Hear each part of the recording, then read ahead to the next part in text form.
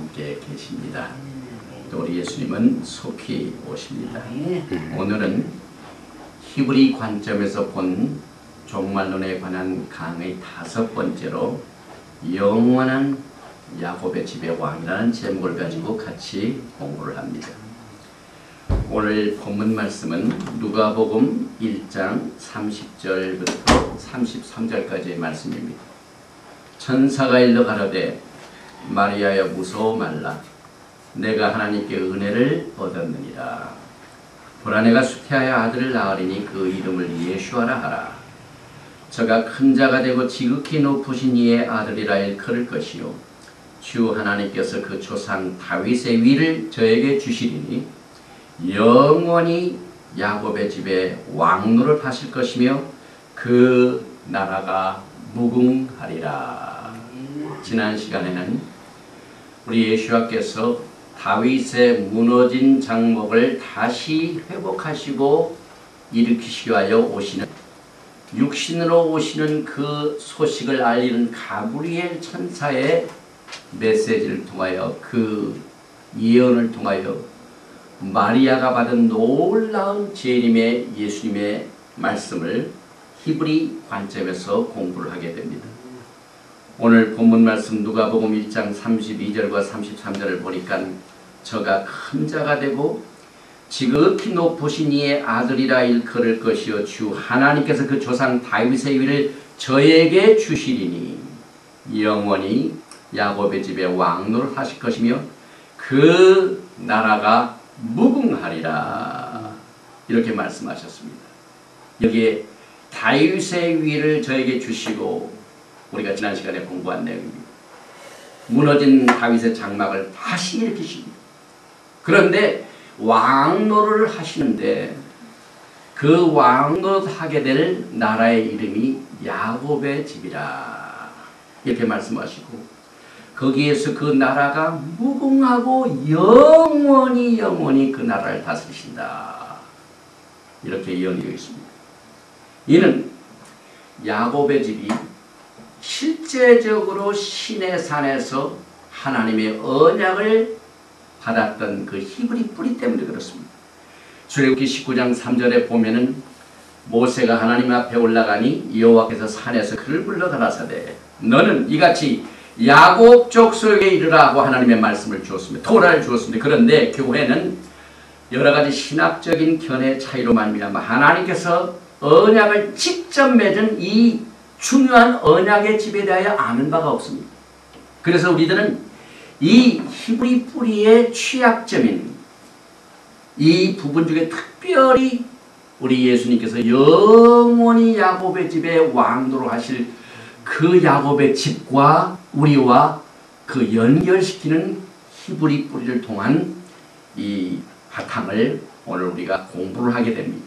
그것도 종말론에 입각해서 공부를 하게 됩니다. 그래서 우리는 예수와께서 영원히 왕도로 하실 야곱의 집을 우리가 공부하기 위하여 과거에 실제적으로 있었던 야곱의 집과 이제 우리 주님께서 구속하셔서 왕으로 하시게 될 구속받은 야곱의 집 이 둘 관계의 상관관계를 우리가 잘 이해를 해야만 됩니다. 이것을 우리가 이야기하여 예수와를 메시아로 믿는 모든 사람들은 자기가 과거의 이스라엘 백성들처럼 애굽에서 해방받았다는 사실을 자신이 보고 그것을 믿어야만 합니다. 또 애굽에서 실제적으로 해방받은 야곱의 집은 유대인들뿐만 아니라 중단 잡족들이 같이 따라온 사실을 기억을 해야만 됩니다. 또 실제적인 유대인들이나 잡족은 하나님의 은혜로 말미암아 애굽에서 구원을 받았지만 그러나 모세를 통하여 양을 잡아 그 양의 피를 문 좌우 설주와 문 임방에 바른 사람들만 다시 말하면 믿음으로 행사한 사람들만 빠져나온 사실을 우리가 구별할 줄 알아야만 됩니다. 또 실제적 아브라함의 후손들과 잡족들에게 차별을 두지 아니하시고 시내산에서 토라 말씀을 동일하게 주셨다는 사실을 기억을 해야만 됩니다. 또 실제적인 야곱의 집은 북왕국 이스라엘이죠. 남왕국 유다로 하나님께 범죄함으로 말미암아 갈라집니다. 또 실제적인 야곱의 집은 감람나무와 같습니다. 북왕국은 이스라엘, 또 요셉의 집, 그 다음에 사마리아, 또 에브라임 이렇게 불리워집니다. 그러나 남왕국은 오늘날 우리가 이해하고 있는 유대인들을 말합니다. 북왕국은 아수르의 3번에 걸쳐 잡혀갔고 남왕국은 바벨론에 잡혀갔습니다. 예수와께서는 이렇게 분열된 이스라엘과 유다를 완전히 회복시키고 다시 모아서 구속된 야곱의 집을 영원히 왕노를 하시면서 다스리시게 될 것입니다. 그래서 구속된 야곱의 집은 감람나무와 같습니다. 구속된 야곱의 집은 구속된 유대인과 구속된 크리스찬들로 구성이 됩니다. 이와 같이 이 토라의 말씀이 너무나도 이 야곱의 집과 직접적인 관계가 있기 때문에 마지막 때 주님 오시기 전에 먼저 엘리야를 보내셔서 회복의 사역을 일으키십니다.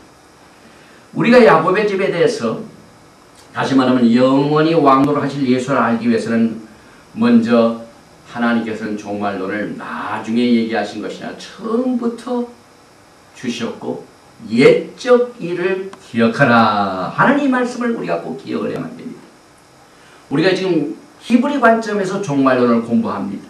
그런데 이 종말론을 공부하기 위해서는 하나님의 말씀의 반석이 되는 토라의 바탕을 통하여 하나님의 구속의 계획을 알아야만 됩니다. 우리가 그것을 모르게 되면은 맨 마지막에 있는 요한계시록의 해석이 단추가 서로 달라집니다. 그래서 이사야서 46장 9절 이하에 너희는 옛적 일을 기억하라. 나는 하나님이라. 나 외에 다른 이가 없느니라. 나는 하나님이라. 나 같은 이가 없느니라. 내가 종말을 처음부터 구하며 아직 이루지 아니할 일을 옛적부터 보이고 이르기를 나의 모략이 설 것이니 내가 나의 모든 기뻐하는 것을 이루리라 하였느니라. 내가 동방에서 독수리를 부르며 먼 나라에서 나의 모략을 이룰 사람들을 부를 것이라. 내가 말하였은즉 정령 이룰 것이요 경영하였은즉 정령 행하리라. 하나님께서는 종말을 처음부터 고하시고 사람들을 불러서 그것을 반드시 행하신다고 약속을 하셨습니다. 말라기서 4장 4절과 5절을 보면은 너희는 내가 호렙에서 온 이스라엘 위하여 내 종 모세에게 명한 법 곧 율례와 법들을 기억하라. 보라 여호와의 크고 두려운 날이 이르기 전에 내가 선지 엘리야를 너에게 보내리니. 이 말씀은 교회가 꼭 기억을 해야 할 말씀입니다. 그래서 오늘 그 바탕을 두고 누가복음 1장 32절에 내가 수태하여 아들을 낳으리니 그 이름을 예수아라 하라. 영원히 야곱의 집에 왕노를 하실 것이며 그 나라가 무궁하리라. 이렇게 해서 하나님의 말씀은 신약과 구약이 갈라지는 것이 아니라 서로 연결이 되고 있습니다. 하나의 책입니다. 예수와는 처음부터 계셨고 처음부터 창조하셨고 처음부터 말씀을 주셨고 처음부터 종말을 구하셨고 처음부터 이것을 내가 이루리라 약속을 하셨습니다. 그래서 이 야곱의 집이 시내산에서 서서 그 약속을 직접 받은 문자적으로 실제적인 야곱의 집입니다. 출애굽기 19장 3절 말씀입니다. 모세가 하나님 앞에 올라가니 여호와께서 산에서 그를 불러가라사대 너는 이같이 야곱 족속에게 이르고 이스라엘 족속에 이르라. 그러면 이제 그 사람들이 오리지널 하나님의 약속을 받았는데 이 야곱의 집이 정체가 누군가? 지금 우리도 예수 그리스도의 은혜로 말미암아 하나님의 구원의 은혜를 받았는데 우리하고는 무슨 관계가 있는가? 이것이 너무나도 궁금합니다. 그래서 예수아를 메시아로 받아들인 모든 사람들은 우리가 이 성경적인 메시아의 가족들의 이름을 뿌리를 통하여 알아야만 됩니다.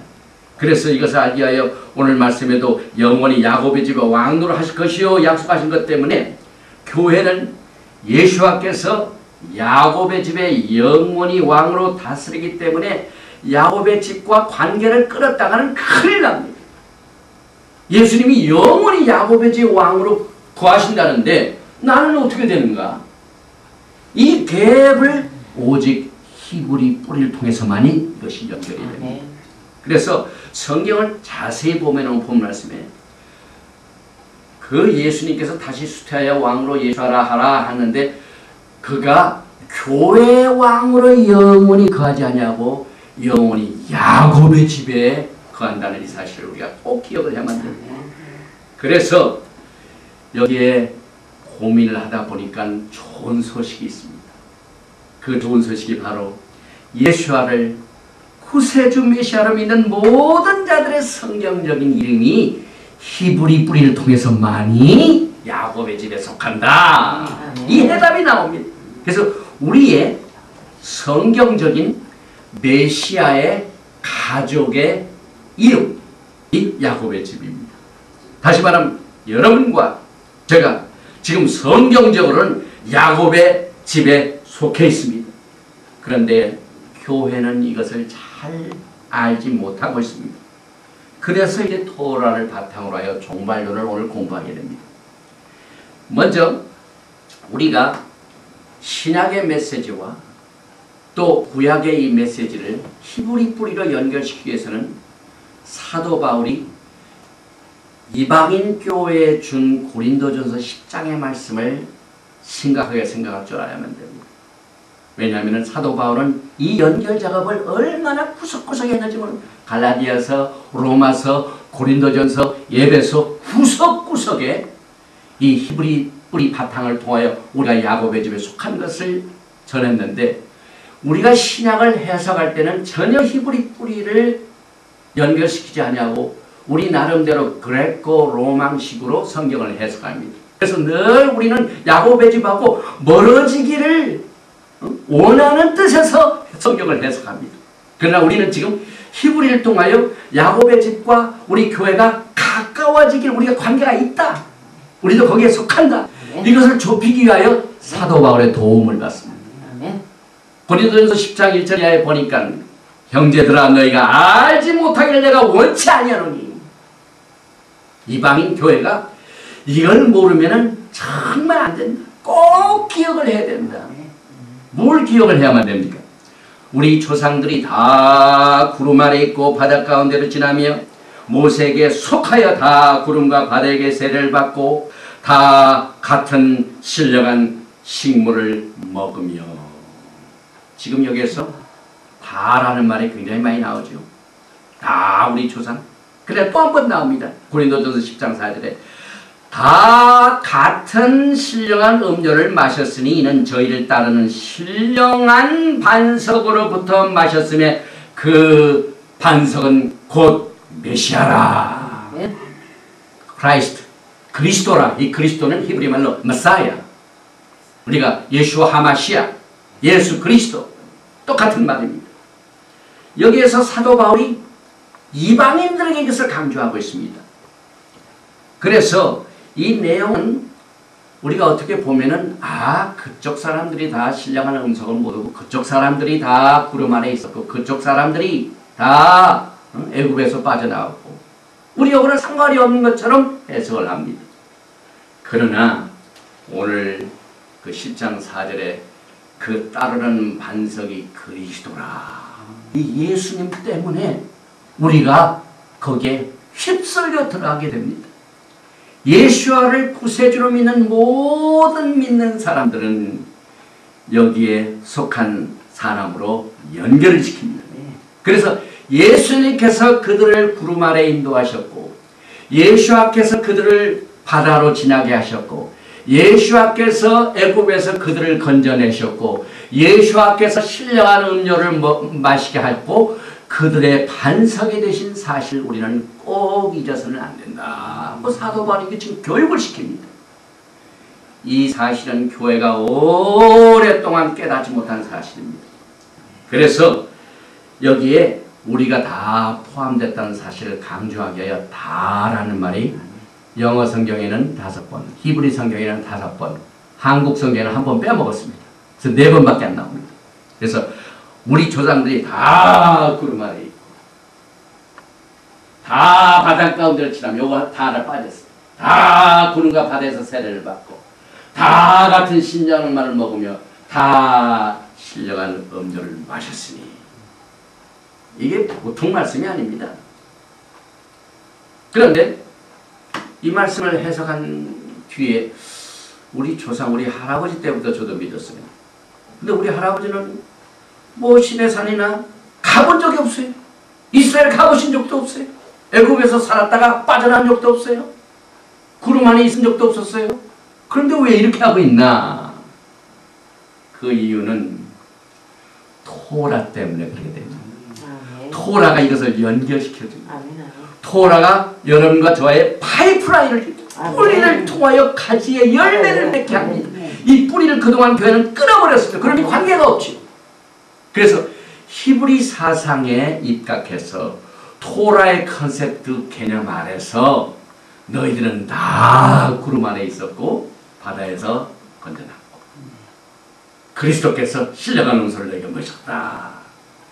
그래서 그 토라의 바탕을 우리가 찾아봐야만 됩니다. 왜 사도 바울이 다 이것을 5번이나 얘기했는가? 그 말씀이 신명기 29장 12절에 너희 하나님 여호와의 언약에 참여하며 또 너희 하나님 여호와께 오늘날 내게 향하여 하시는 맹세에 참여하며 여호와께서 이왕에 내게 말씀하신 대로 또 내 열조 아브라함과 이삭과 야곱에게 맹세하신 대로 오늘날 너를 세워 자기 백성을 삼으시고 자기는 친히 내 하나님 되시려 함이니라. 내가 이 언약과 맹세를 너희에게만 세우는 것이 아니라 이 신명기 말씀에 내가 이 맹세를 참여하는 백성들을 너에게만 세우리라 하면 문제가 생깁니다. 그런데 사도 바울은 토라를 굉장히 공부 많이 한 사람입니다. 그래서 이 신명기 29장의 말씀을 바탕으로 다 너희들이 참석했다. 다 너희가 여기에 참여했다.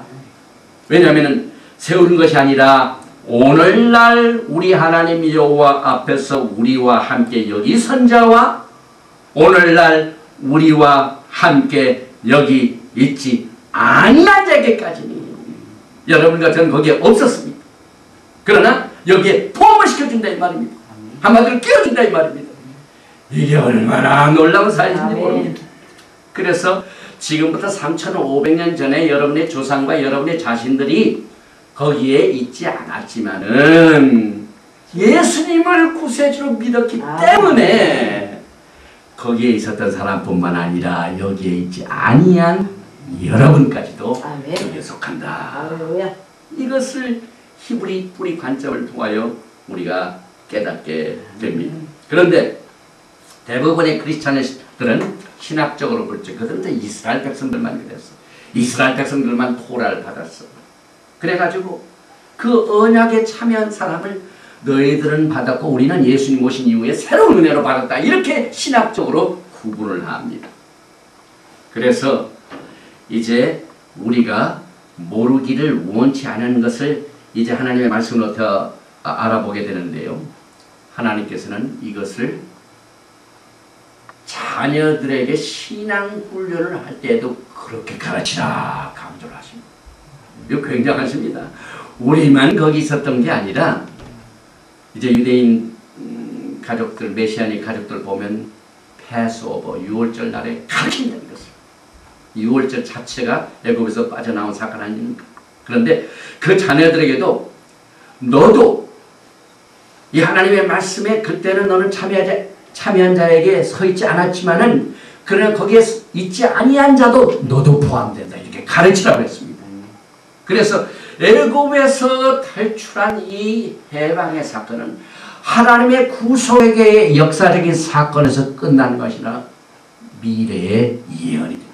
그래서 제가 꼭 이 히브리 뿌리 관점에서 종말을 가르칠 적에 과거에 있었던 역사적인 사건은 앞으로 일어나길 미래 사건이 된다. 그래서 출애굽기 13장 8절에 너는 그날에 내 아들에게 배워 이르기를 이 예식은 내가 애굽에서 나올 때 여호와께서 나를 위하여 행하신 일을 인함이라 하고 가르칩니다. 그래서 아들도 거기에는 있었지 않았지만 히브리 뿌리 때문에 출애굽기 신명기에 나오는 말씀 때문에 실제적으로 아들도 그 애굽에서 탈출하던 것처럼 믿고 행하라. 이렇게 토라의 원칙을 우리에게 교육시키실 뿐만 아니라 자녀 교육에도 이렇게 써먹어라 이렇게 말씀하십니다. 그래서 사도 바울은 이 토라의 원칙을 통하여 예수 안에서 모든 믿는 자들이 애굽에서 탈출한 사실을 전할 뿐만 아니라 또 거기에서 자녀들에게 가르칠 뿐만 아니라 이제는 애굽에서 탈출하고 나고 뭐합니까? 많은 크리스찬들이 내가 죄에서 구원받았으니 이젠 자기 마음대로 합니다. 그러나 토라는 그래서 끝나지 않습니다. 하나님의 말씀은 언제나 우리의 신앙생활의 전체를 주관하십니다. 우리가 예수 믿고 구원받고 난 뒤에 건강하고 사업 잘 되고 돈 잘 벌고 그것을 끝입니까? 아닙니다. 그래서 애굽에서 탈출한 다음 그 다음 목적지를 분명히 제시하고 있습니다. 그것이 바로 야곱의 집이 시내산으로 직행을 합니다. 그래서 모세가 하나님 앞에 올라가니 여호와께서 산에서 그를 불러 가라사대 너는 이같이 야곱 백성에 이르고 이스라엘 자손에 고하라. 그러니까 애굽에서 구원받은 후에 바로 광야에서 시험을 거치고 난 뒤에 그 다음에 뭘 주십니까? 하나님의 토라의 말씀을 주십니다. 지금 교회가요 하나님의 은혜 가운데서 시련을 겪습니다. 애굽에서 탈출하고 난 뒤에 크고 작은 시련으로 말미암아 하나님의 은혜를 간구하고 기도합니다. 그러나 이 토라의 원칙을 모르기 때문에 토라의 중요성을 깨닫지 못합니다. 그러나 우리 이 토라의 원칙을 공부하게 되면은 그 다음에는 시내산에 가서 하나님의 말씀을 받았구나 하는 사실을 우리가 배우게 됩니다. 그래서 이 시내산에서 언약을 받은 백성들이 누구인가? 야곱이지라고 그랬죠. 예수님께서 영원한 야곱의 집에서 왕으로 하시는데 지금 전통적인 기독교의 가르침과 종교 용어를 통해서 보면 시내산에서 모세를 통하여 애굽에서 탈출하고 광야에서 시험받고 토라를 받는 시내산에서 서있던 모든 사람들의 그 얼굴 모습과 그 옷을 보면 전부 다 유대인들만 그렇게 간 것으로 알고 있습니다. 그러나 성경을 보면 그렇지 않습니다. 출애굽기 12장을 보면은 애굽에서 나온 야곱의 집들이 어떤 사람들로 구성되어 있는가를 명시하고 있습니다.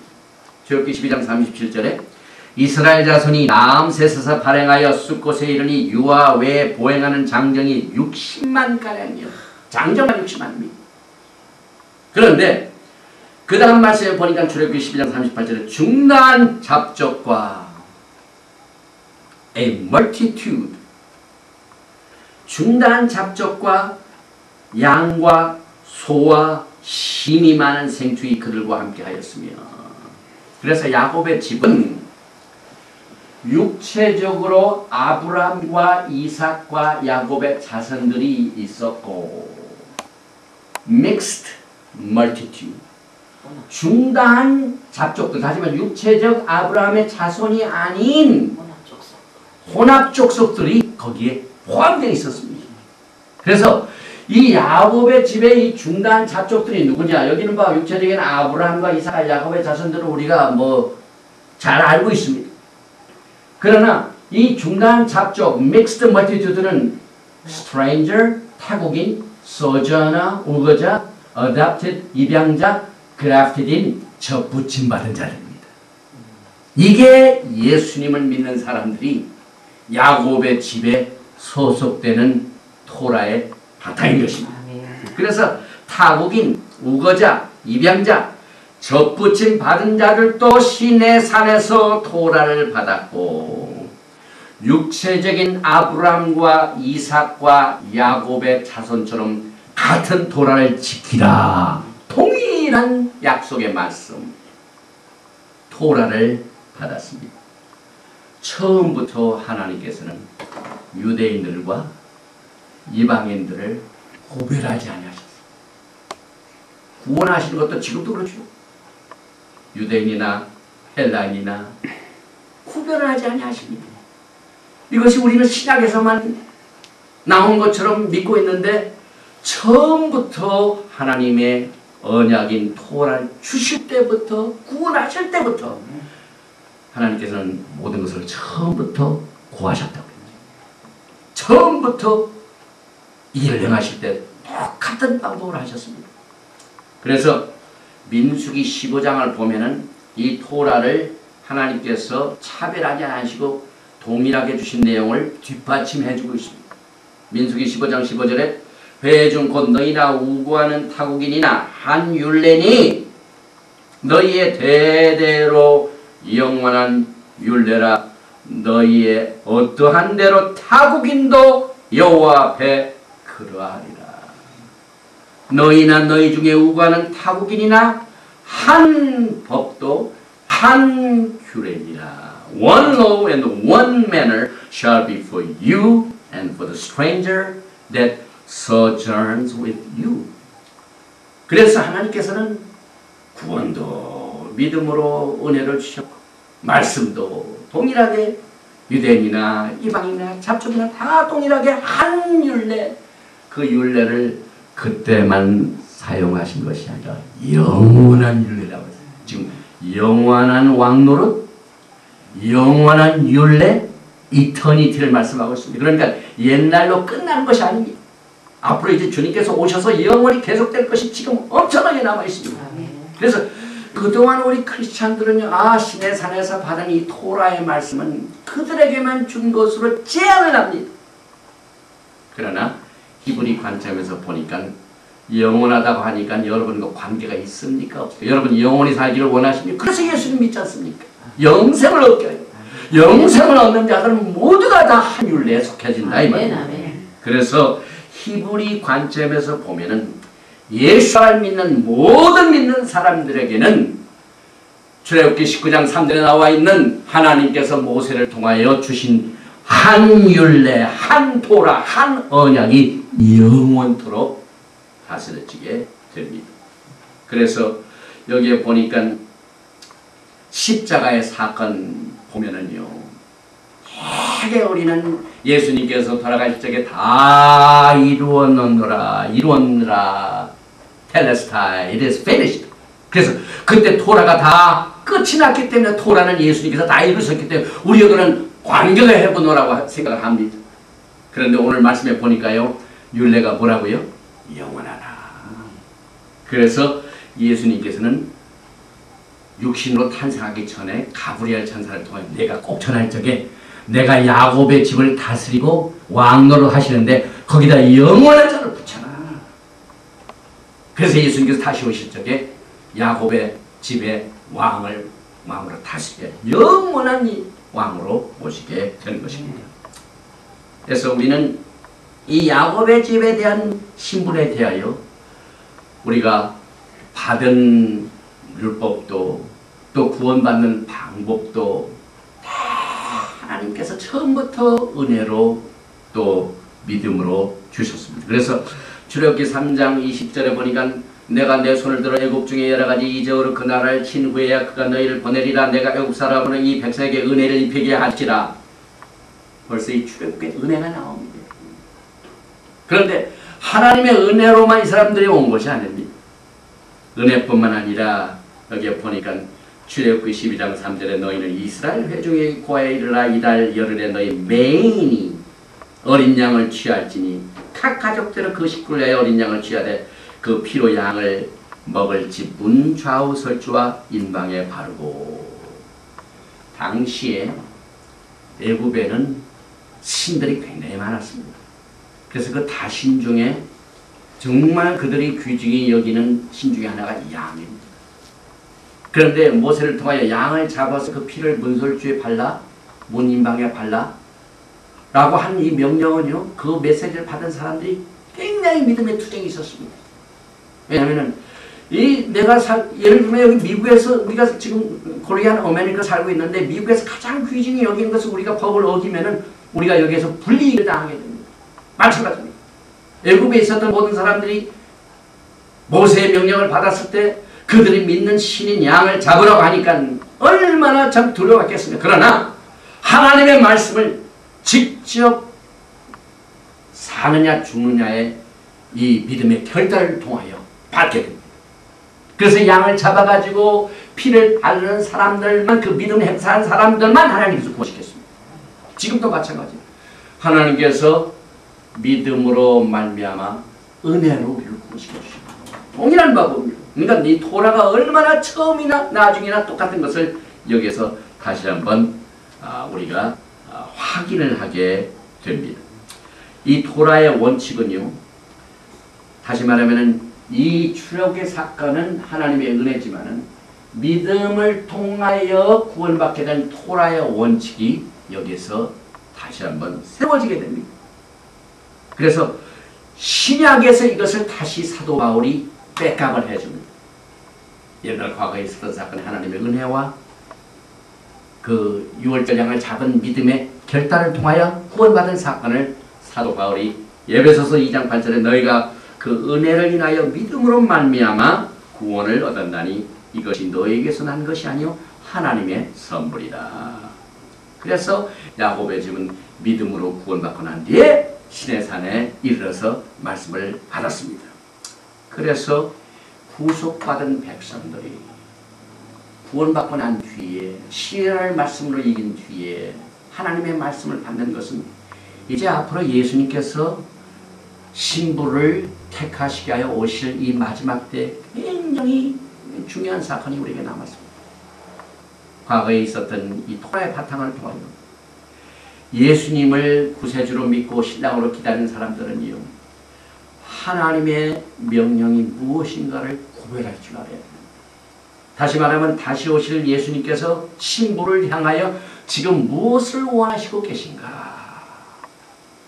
요한복음 1장 29절에 이튿날 요한이 예수께서 자에게 나오심을 보고 가라되 보라 세상 죄를 지고 가는 하나님의 어린 양이로다. 신약에서 소개됐죠.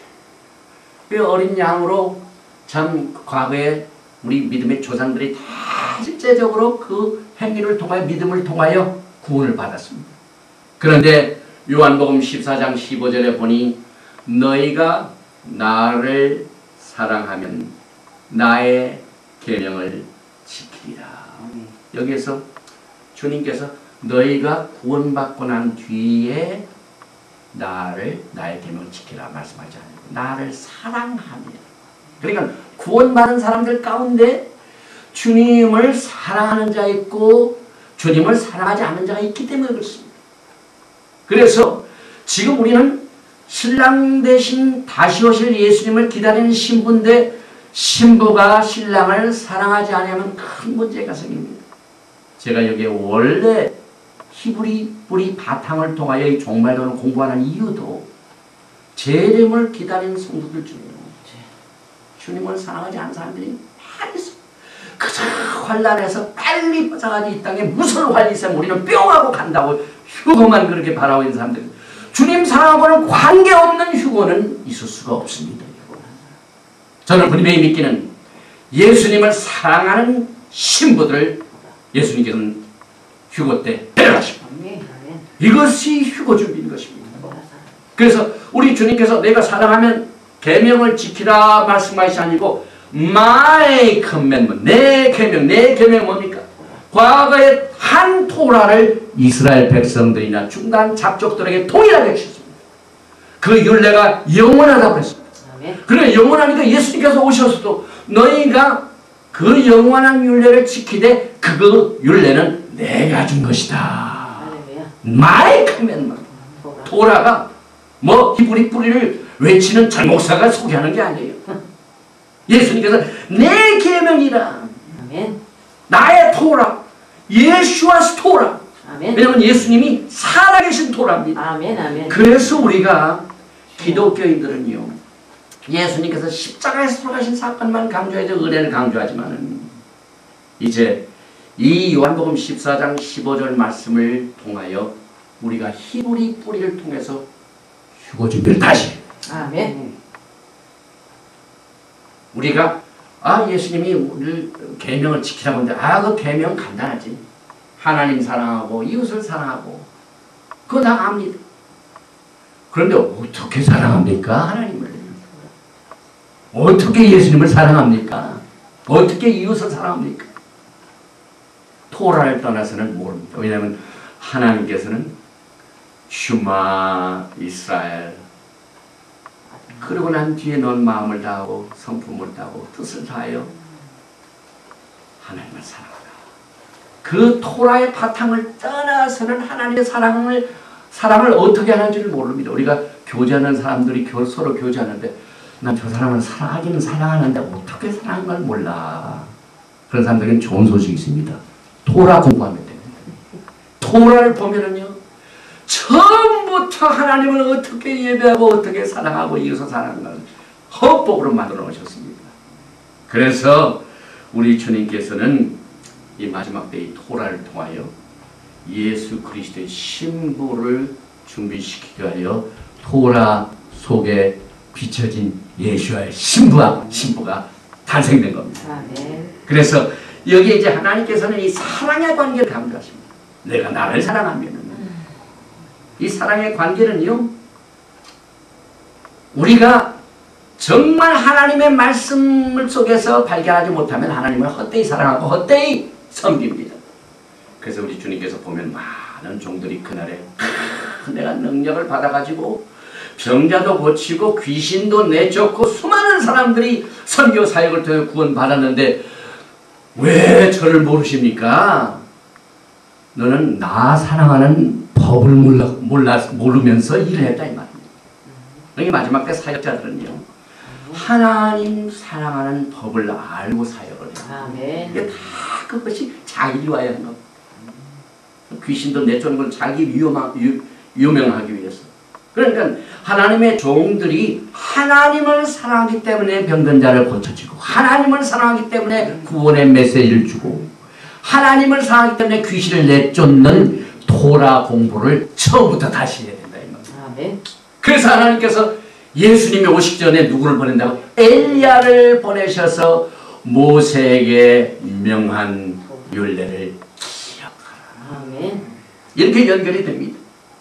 이것도 예수님께서 내 계명을 지키라 하는 것도 주님이 말씀하실 적에 주님은 토라를 주신 분이기 때문에 토라를 입법하신 자이기 때문에 너무나 잘합니다.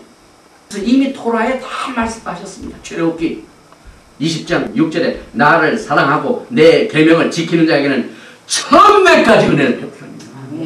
하나님의 복을 이렇게 풀어놓으셨습니다.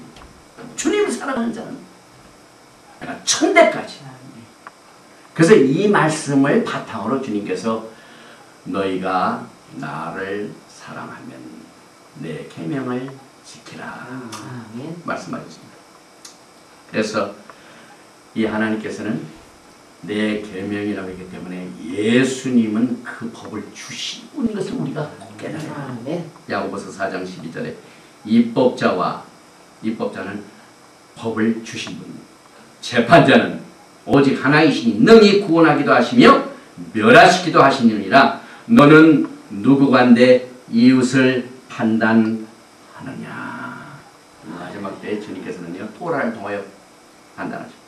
저는 분명히 개인적으로 믿을 적에요, 신부를 선택하는 것도 토라를 통하여 스크린하십니다.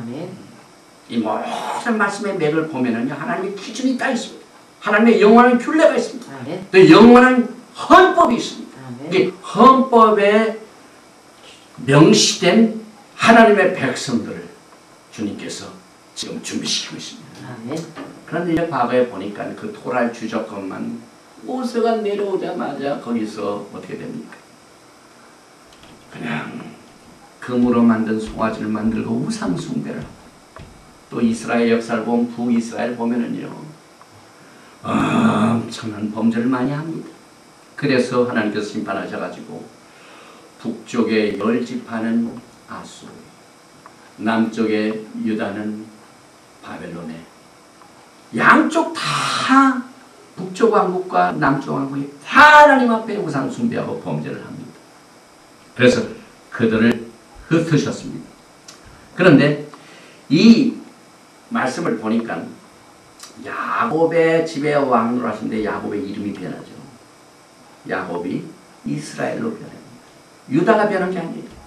그러니까 이 이스라엘이라고 변하는 것은 다시 말하면 야곱이 이스라엘 이름으로 변했기 때문에 야곱의 집 속에는요, 북왕국 이스라엘과 남왕국 유다가 이 엄격한 의미에서 지금 우리가 부르는 유대인은 남왕국을 말합니다. 그리고 이쪽 북쪽 왕국은 이스라엘의 집, 에브라임의 집, 요셉의 집, 사마리아인들. 이제 우리가 신약을 공부할 적에 예수님께서 왜 사마리아 여인을 만나서 우물가에 만나서 복음을 전하는가 아시죠? 우리 주님께서는 지금 이 집이 갈라진 것을 얼마나 가슴 아파하게 여기시는지 모릅니다. 그래서 이 우물가에서 만난 여인이 어디 사람이라고요? 요 북왕국 사람입니다. 그 히브리 뿌리를 알게 되면은요, 신약과 이 모든 내용들이 너무너무 아름답게 풀려집니다. 그래서 모든 유대인들은 지금 다 야곱의 집에 속합니다. 왜냐하면 야곱의 집은 야곱이 이스라엘이죠. 남왕국은 유대인들이죠. 이스라엘이죠. 그래서 모든 유대인들은 야곱에 속하지만 모든 야곱의 집인 다 유대인이 아닙니다. 나올 때 뭐라고 했죠? 중단 잡족들이 있었죠. 그래서 남북으로 갈라질 때도 열지파 사람들은 전부 아수르에 가가지고 동화가 됩니다. 거의 막 흩어집니다. 온 세상에 지금 다 흩어져가지고 이방인이 되어버렸습니다. 그래서 모든 야곱의 집은 다 유대인이 아닙니다. 유다 나라 사람들만 유대인입니다. 이렇게 구별을 합니다. 그래서 북왕국은 아수르에 잡혀가고 남왕국은 바벨론에 잡혀갑니다. 그런데 여기 보니까 아수르에 잡혀갈 적에 이게 첫 번 이스라엘이 깨어져가지고 포로 생활하는 건데 열왕기하 15장 29절에 재미있는 말씀이 있습니다. 이스라엘 왕 베가 때 아수르 왕 디글랏 빌레셀이 와서 이온과 아벨메바와 야노이와 게데스와 하설과 길랏과 갈릴리와 납달리 온 땅을 취하고, 그때 당시에 예수님께서 사역을 하시던 이 갈릴리 지역이 왜 예수님께서 갈릴리를 선교센터로 만든 이유를 합니다. 남북으로 갈라질 적에 남북 갈라가지고 북왕국이 포로로 잡혀갈 적에 제일 먼저 치욕스러운 지역이 갈릴리 지역입니다. 갈릴리 지역에 있던 사람들이 포로로 잡혀갑니다. 주님은 이것을 아시고 저 잃어버린 양떼들을 다시 찾는 것이 그의 미션입니다. 그리고 그 지역에 특별히 이 갈릴리 지역에다가 가버나움이라는 동네 선교센터를 두셨는데, 가버나움이라는 말은 위로를 보다. 위로를 본다는 말이 무슨 말입니까? 그때 흩어진 포로로 잡혀간 사람들이 다시 구속을 받아가지고 회복하고 회개하고 돌아와서 하나가 되는 그날이 위로를 받는다는 거예요. 그래서 예루살렘이라는 말도 하나님이 평강을 도시다, 그 말입니다. 그러니까 이 히브리 뿌리를 보면은요, 단어 하나에 하나님의 종말론의 계획이 거기 다 숨어 있습니다. 창세기 1장 1절에 종말론의 계획이 숨어 있습니다. 그래서 북왕국이 깨어지고 포로로 잡혀간 이것을 다시 회복하여 가지고 무너진 다윗의 장막을 다시 일으키러 오실 뿐만 아니라 이제는 이 뭡니까? 야곱의 족속의 왕이 되고 오십니다. 야곱의 족속들이 지금 다 뿔뿔이 헤어졌는데 어떻게 왕으로 오십니까? 긁어모으셔 회복하십니다. 회개시키십니다. 그래서 하나님께서는 지금 마지막 때 회개운동을 시켜요. 통해서 많은 구속받은 백성들을 하나님의 백성으로 주님이 다스리실 이 백성들을 지금 모시고 계십니다. 베드로전서 2장 25절에 보면은 너희가 전에는 양과 같이 길을 잃었더니 이제는 너의 영혼의 목자와 감독 되신 이에게 돌아왔느니라. 목자의 개념이죠. 양을 잃어버린, 엄격한 이 잃어버린 양의 개념은 그때 북왕국의 백성들이 뿔뿔이 헤어져요. 왜냐하면 예레미야서 50장 10절에 이스라엘은 흩어진 양이라. 그러니까 그때 포로로 잡혀간 모든 흩어진 것이 이스라엘의 양입니다. 그래서 베드로도 이 히브리 뿌리에 강한 사람이기 때문에 너희가 전에는 양과 같이 길을 잃었더니 포로로 잡혀가 이제는 너희 영혼의 목자와 감독된 이에게 돌아 예수 믿고 회개하고 돌아왔대. 예레미야서 50장 6절에 내 백성은 잃어버린 양떼로다. 그 목자들이 그들을 곁길로 가게 하여 산으로 돌이키게 하였으므로 그들이 산에서 작은 산으로 목자들에게 맡겼더니 흩어졌습니다. 주님께서 진실된 목사로 선한 목자로 오셔서 양을 위하여 목숨을 버리시고 잃어버린 양들을 지금 찾고 계십니다. 그래 에스겔서 37장에 보면은 이 에스겔의 마른 뼈가 그 골짜기에 있는 것도 똑같은 맥입니다. 에스겔서 37장 1절에 여호와께서 권능으로 내게 임하시고 그 신으로 나를 데리고 가서 골짜기 가운데 두셨는데 거기 뼈가 가득하더라. 나를 그 뼈 사방으로 지나게 하시기로 본즉 그 골짜기 지면에 뼈가 심이 많고 아주 말랐더라. 또 내게 이르시되 인자야 이 뼈들은 이스라엘 온 족속이라. 여기 이스라엘 온 족속이죠. 그들이 이르기를 우리의 뼈들이 말랐고 우리의 소망이 없어졌으니 우리는 다 멸절되었다 하느니라. 그런데 거기에 소망이 있습니다. 에스겔서 30장 12절에 그러므로 너는 대언하여 그들에게 이르기를 주 여호와의 말씀에 내 백성들이 내가 너의 무덤을 열고 너희를 거기서 나오게 하고 이스라엘 땅으로 들어가게 하리라. 흩어진 양떼들을 다시 회복해 하려고 그 땅으로 다시 들어오게 합니다. 내 백성들아 내가 너희 무덤을 열고 너희로 거기서 나오게 한즉 너희가 나를 여호와인 줄 알리라. 내가 또 내 신을 너희 속에 두어 너희로 살게 하고 내가 또 너희도 고토에 거하게 하리니 나 여호와가 이 일을 말하고 이른 줄을 너희가 알리라. 나 여호와의 말이니라 하셨다 하라. 그래서 에스겔서 31장 에스겔의 마른 뼈의 사건은요 종말의 메시지입니다. 주님께서 이 죽었던 자들을 다시 부활시켰어요. 떠났던 그 땅으로 다시 돌아오게 하여 그 땅에서 주님께서 야곱의 집에 영원히 왕노하시게 하여 신부들을 불러주신 겁니다. 그런데 원칙이 있습니다. 그 야곱의 정성들이 다시 살아나게 하여 어떻게 구원을 받는가 구체적인 계획이 필요합니다. 그래서 이 문자적인 실제적인 야곱의 집을 감람나무로 비교합니다. 하나님께서 예레미야서 11장 16절에 나 여호와 그 이름을 일컬어 좋은 행실 맺는 아름다운 푸른 감람나무라 하였었으나 큰 소동 중에 그 위에 불을 피워 그 가지는 꺾였도다. 바알에게 분향함으로 나의 노를 격동한 이스라엘 집과 유다 집에 악을 인하여 그를 심은 만군의 여호와 내가 그에게 재앙을 선언하였느냐. 그래서 하나님을 섬기지 아니하고 토라를 지키지 아니하고 우상 숭배하고 이방 나라에 가서 이방 사람들과 똑같이 되어버리고 하나님의 전에서 분향을 하고 그래서 그 감람나무가 꺾입니다. 원 가지가 꺾입니다. 그래서 실제적인 야곱의 집은요 실제적인 이스라엘 집과 실제적인 유다의 집으로 달라집니다. 그래서 사도 바울이 이것을 히브리 뿌리로 연결시켜줍니다. 로마서 11장을 통해. 왜냐하면 이스라엘이 감람나무이기 때문에. 그래서 로마서 11장도 히브리 뿌리를 통해서 보아야 정확한 해석이 나옵니다. 지금 로마서 11장에 나오는 감람나무는 돌 감람나무가 있고 꺾이온 찬 감람나무가 있습니다.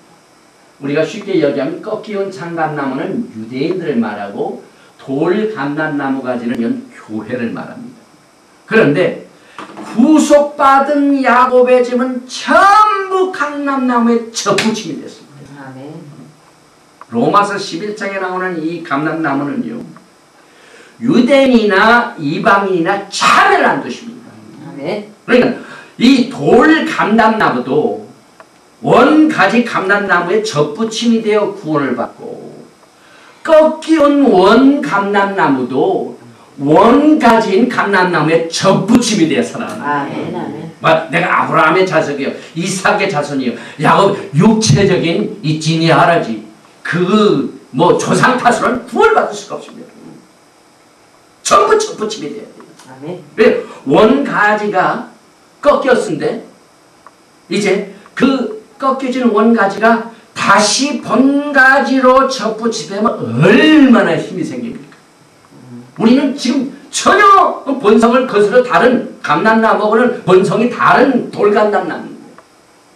여기에 꺾인 우리들이 지금 다시 원 감람나무에 접붙임이 돼가지고 우리가 구원받았고 예수님의 신부가 됐죠. 근데 유대인들도 원 감람나무가 꺾였지만 너희들도 내 백성이 되기 위해서는 예수님을 믿어야 된다. 예수님 믿는 게 뭡니까? 원 히브리 뿌린 감람나무에 접붙임이 돼야 구원받아요. 그러니까 하나님의 구원의 계획이 얼마나 처음부터 동일하신지 모릅니다. 그래서 로마서 11장 17절과 24절과 꼭 기억을 해야만 됩니다. 또 한 가지 얼마가 꺾여졌는데 돌 감람나무인 내가 그들 중에 접붙임이 되어 참 감람나무 뿌리의 진액을 함께 받는 자 되었은지요. 내가 돌 감람나무에서 찍힘을 받고 본성을 거쳐 좋은 감람나무에 접붙임을 얻었은즉 원가진 이 사람들이 얼마나 더 자기 감람나무에 접붙임을 얻으랴. 지금 메시아는 유대인들이 바로 이런 사람들입니다. 계속해서 유대인 중에요, 꺾이온 감람나무들이 감람나무 예수야를 메시아로 받아들이고 믿는 사람들이 지금 계속 늘고 있습니다. 그래서 이것이 지금 마지막 때가 됐습니다. 제가 이 접붙임, 그래프팅, 이 원 언어는 Zion입니다. S-C-I-O-N. 제가 그 백과사전을 보니까 이상하게도 신기하게도 이 접붙임이라는 영어 단어 Zion, S-C-I-O-N이 히브리 말로는 Zion, 시온입니다. 시온은 접붙임의 상징입니다. 예루살렘은 전 세계에 퍼져 있는 잃어버린 양들이 원가지인 예수님의 이 뿌리를 통하여 생명을 얻어서 접붙이면 전부 그게 센터가 됩니다. 이게 얼마나 신기한 일인지 모릅니다. 그래서 이 접붙임의 원리를 우리가 알게 되면은요, 교회가 작용할 수가 없어요. 그리고 하나님의 종말의 계획을 정확하게 이 히브리 뿌리를 통해서 정리할 줄 아는 이 식견이 생기게 되는 것입니다. 그래서 예수와를 메시아로 받아들인 교회와 믿는 자들에게 새 언약에 대한 약속에 대하여 우리가 꼭 기억해야 할 사실은, 새 언약은 오직 이스라엘 집과 유다의 집에만 세워졌습니다. 그래서 우리 돌감나무가 원가지인 참 감람나무에 접붙임을 받아요. 아멘. 왜냐하면 언약이 원래가 이스라엘 집과 유다의 집에만, 토라 언약은 시내산에서 이 야곱의 자손에게 주었다고 그랬죠. 또 잡족에 주었다고 그랬죠. 나중에 그들이 범죄함으로 말미암아 새 언약이 필요합니다. 하나님께서 성령을 주셔서 하나님의 토라의 말씀이 신비의 마음을 움직여서 마음이 역사해가지고 하나님의 법을 지키게 만들어 이 새로운 언약을 또 주시는데, 그 새로운 언약도 교회란 말은 없고요, 이스라엘 집과 유다의 집과 세워졌기 때문에 우리가 거기에 접붙임을 받게 되는 것입니다. 그래서 예레미야서 31장 31절 나 여호와가 말하노라 보라 날이 이르리니 내가 이스라엘 집과 유다 집에 새 언약을 세우리. 교회란 말이 없지 않습니다. 유다의 집과 이스라엘 집에 새 언약을 세웠기 때문에 우리가 교회도 거기에 접붙임을 받아야 된다는 겁니다. 히브리서 8장 8절에 저희를 허물하여 일렀을 때 주께서 가라사대 볼지어다 날이 이르리니 내가 이스라엘 집과 유다 집으로 새 언약을 세우리라. 아멘. 신약에도 마찬가지. 아멘, 아멘. 그래서 구속받은 야곱의 집은요, 로마서 11장에 가면 나오는 구속받은 이스라엘 집과 구속받은 야곱의 집으로 구성이 됩니다. 그리고 역대상 5장 1절에 보면 이스라엘의 장자 루벤의 아들들은 이러하니라. 루벤은 장자라도 그 아비의 침상을 더럽게 했으므로 장자의 명분이 이스라엘의 아들 요셉의 자손에게로 돌아갔으나 족보에게는 장자의 명분대로 기록할 것이 아니니라. 이게 무슨 말이냐면요, 내가 구원받는 것은 내가 우리 조상 잘 만나가지고 피를 통해서 구원받는 것이 아니다. 장자의 명분이 누구에게 갔다고요? 루벤은 장자라도 그 아비의 침상을 더럽게 했으므로 장자의 명분이 이스라엘 아들 요셉의 자손을 갖습니다. 이건 뭘 하면 누구든지 족보로 구원받는 것이 아니라 그 집의 장자의 명분으로 접붙임을 받으라 이 말입니다. 그래서 히브리서 12장 22절에 그러나 너희가 이런 것은 시온산과, 시온은 접붙임이라고 그랬죠. 살아계신 하나님의 도성인 하늘의 예루살렘과 천만 천사와 하늘에 기록한 장자들의 총회와 이 장자들의 명분은요, 접붙임 받은 사람입니다. 네, 족보에서 되는 게 아니라 하나님께서 장자의 축복을 받는 그 믿음과 은혜로 말미암아 구원받은 사람으로 이루어진다. 그래서 히브리서에 나오는 말씀이 구약과 아름답게 조화를 이루고 이제 야곱의 주에 영원히 왕으로 하실 그 백성들이 여기에서 나타나게 된 겁니다. 그런데도 불구하고 지금 이 시간에도 대부분의 야곱의 집, 유대인들은 예수 안 믿는 사람 많아요. 그런데 또 한 가지 문제가 있습니다. 예수님을 열심히 믿은 구속받은 야곱의 집 가운데 예수님을 사랑하기 위하여 토라를 안 지킨 사람들이 많이 있습니다. 이 두 나라 지금 분리됐어요. 구속을 받긴 받았지만은 한쪽은 토라는 열심히 하는데 메시아가 없고, 한쪽은 예수 그리스도의 신부로서 예수님을 잘 믿는데 주님을 사랑하는 법을 잘 몰라요. 그래서 막 이 신앙의 교만들이 굉장히 많이 생깁니다. 이 교회 생활에 문제가 많은 것은 토라가 빠져서 그럽니다. 이 헌법을 모르기 때문에 그렇습니다. 그래서 지금 문제가 예수님이 마음속에 이 예수와를 메시아로 안 믿는 유대인들, 토를 안 따르는 야곱의 집 교회, 이 사람들을 교육하여 주님이 오시기 전에 엘리야를 보내야 이 모세에게 준 그 명한 법을 기억하라. 지금 정말에 준비를 지금 하시고 계십니다. 그래서 지금 히브리 뿌리 운동이 다 그겁니다. 하나님께서 은혜를 베풀어 주셔서 정말 우리가 주님을 기다리며 주님을 사랑하는데 어떻게 주님을 아름답게 신부의 반열에서 주님을 기다릴 것인가, 이것이 히브리 뿌리를 통해서 정확하게 풀려지게 됩니다. 마태복음 17장 10절에 제자들이 묻자가라되 그러면 어찌하여 서기관들이 엘리야가 먼저 와야 하리라 하나이까? 예수께서 대답하여 가라사대 엘리야가 과연 먼저 와서 모든 일을 회복하리라. 마태복음 17장 12절에 내가 너에게 말하니 엘리야가 의인이 왔을 때 사람들이 알지 못하고 입으로 태우하였도다. 인자도 이와 같이 그들에게 고난을 받으려 하시니 그제야 제자들이 예수의 말씀하신 것이 세례 요한인 줄을 깨달았어요. 세례 요한이 와서 뭘 했습니까? 회개하라, 천국이 가까웠느니라. 천국이 뭡니까? 하나님의 나라입니다. 하나님의 나라가 지금 곧 임하는데 하나님의 나라의 백성이 되려면 영원히 야곱의 집에서 다스릴 왕을 우리가 만날 준비를 해야 됩니다. 아멘. 야곱의 집에 왕으로 오시는 이 하나님의 나라를 세우시는 왕이 지금 오시는데 세례 요한이 와가지고 회개하라 천국이라. 회개는 뭐냐면 우리가 잃어버렸던 히브리 뿌리의 이 토라로 다시 모세에게 명한 법을 기억하여서 아멘. 회개해야만 합니다. 아멘. 교만했던 우리의 신앙을 회개합니다.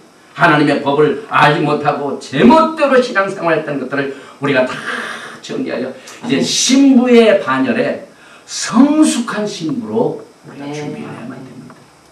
그래서 오늘 우리 주님께서 이제 통일된 모습, 이제 예수님께서 영원히 야곱의 집의 왕으로 통일된 모습을 미리 에스겔을 통해 보여주셨습니다. 어떻게 통일이 되냐면 참 신기한 말씀이 있습니다. 에스겔서 37장 16절에 인자여 너는 막대기 하나를 취하여 그 위에 유다와 그 짝 이스라엘 자손이라 쓰고 또 다른 막대기 하나를 취하여 그 위에 에브라임의 막대기 곧 요셉과 그 짝 이스라엘 온 족속이라 쓰고. 하나님의 나라가 지금 갈라졌는데 이제 주님께서 이것을 왕으로 야곱의 집에 왕으로 오시게 하여 통일을 시키십니다. 그래서 두 나무를 막대기를 하나로 통일시키는데 어떻게 통일시킬까요? 이건 너무나도 신기합니다. 히브리 말로 막대기는요 나무입니다. 그런데 우리가 교회가 구속받고 난 뒤에 제일 기억하는 게 뭡니까? 지금 우리 교회 뒤에도 뭐가 있습니까? 십자가 나무예요. 또 뭐 그 영화에 나오는 배우들도 십자가의 뭐 목걸이를 굉장히 많이 찾더라고요. 누구나 잘 십자가를 사랑합니다. 근데 십자가가 나무가 몇입니까? 둘이죠. 두 나무가 하나로 접붙입니다. 그래서 이 오늘 말씀에 이 예수께서 나오는 나무는 감람나무입니다. 근데 이 히브리 뿌리의 바탕을 두고 제가 십자가를 설명해 드린 겁니다. 성경에는 히브리 뿌리는 언제나 나무라고 얘기합니다. 십자가는 로마 사람들이 많이 쓰는 말입니다. 그러나 히브리 사람들은 십자가라는 말을 안 쓰고 나무란 말을 씁니다. 예수와께서 나무에 달리사. 예수님께서 나무에 달리신 것을 강조하십니다. 그런데 그 나무는 감람나무인데 감람나무 둘이 하나가 어떻게 됩니까? 두 감람나무가 하나가 되기 위해서는 반드시 접붙임이 되어야 합니다. 이 접붙임을 통하여 여러분과 저도 돌감람나무가 원감람나무의 접붙임이 되어 하나가 됩니다. 두 막대기가 하나가 되게 하라. 그래서 여러분과 저는 이제 에스겔서 37장 10절부터 말이요, 둘이 하나가 된 야곱의 집을 보게 됩니다. 그래서 그 막대기를 서로 연합하여 하나가 되게 하라.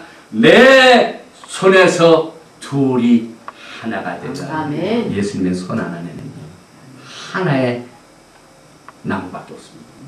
그래서 에스겔서 37장 22절에 그 땅 이스라엘 모든 산에서 그들로 한 나라를 이루어서 한 임금이 모두 다스리게 하리니 그들이 다시는 두 민족이 되지 아니하며 두 나라로 나누지 아니할지라. 아멘.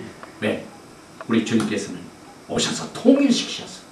다윗의 무너진 장막을 하나로 통일시키시고 두 감람나무를 하나로, 두 막대기 하나로, 십자가를 하나로 했습니다. 접붙임을 통하여 나라가 이제 하나밖에 없습니다.